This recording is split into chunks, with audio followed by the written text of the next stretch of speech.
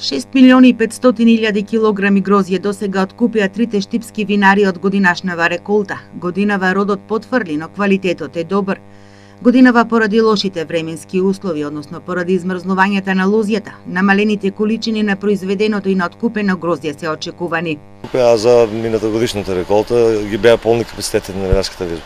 Лани имаше околу 10 милиона килограма грозје откупено. Прогнозите за оваа година доколку некаде или? На крај ќе зборуваме за количините. Во Штипско во подобрите години се откупува и на 20 милиони килограми гроздје. Годинава нема род. Има избрзување да кажа се.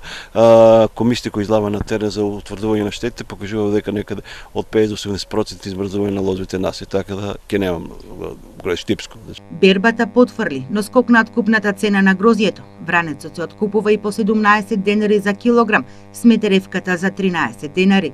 Според податоците од Државниот инспекторат за земјоделство заклучно со 5 овој месец, откупени се околу 16 милиони килограми гроздје.